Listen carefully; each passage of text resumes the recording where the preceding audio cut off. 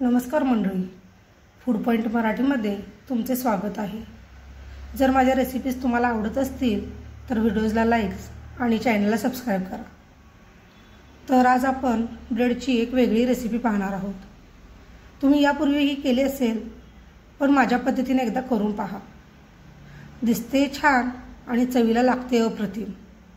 तर यासाठी लागणारे साहित्य आहे ब्रेडचे छोटे छोटे मी इथे काप करून घेतले आहेत। यासाठी मला 4 ते 5 ब्रेडचे स्लाइस लागले आहेत। त्यांना मी छोटे असे चौकोन चौकोन कट करून घेतले आहे। त्यानंतर आपण यासाठी लागणारे बाकीचे साहित्य पाहूया। यामध्ये आपल्याला एक मीडियम आकाराचा कांदा, त्यानंतर मिरची, शेंगदाणे आणि बारीक कट केलेली कोथिंबीर लागणार आहे। हे सर्व साहित्य आपल्याला इथे लागणार आहे। तर कढईमध्ये एक पळी मी तेल गरम करायला घेतले।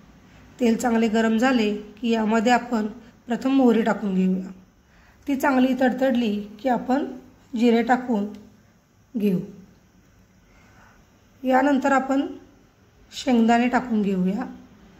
शेंगदाण्याचा रंग थोडासा लालसर होईपर्यंत आपण याला भाजून घेऊया। जास्तही करपवायचे नाहीत शेंगदाणे। त्यानंतर आपण मिरची घालून घेऊया। मिरची चांगली भाजली की आपण यामध्ये बारीक कट केलेला कांदा घालून घेऊया।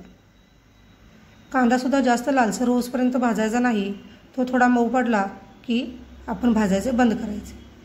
त्यानंतर अर्धा चमचा मी इथे हळद घातली आहे आणि चवीपुरते मीठ। मीठ तुम्ही कमी जास्त करू शकता। या स्टेजला तुम्ही चिमूटभर साखर घातली तरीही चालेल। त्यानंतर आपण छोटे छोटे ब्रेडचे जे तुकडे करून घेतले आहेत ते या कढईमध्ये मी घातले आणि एकसारखे छान परतून घेतले।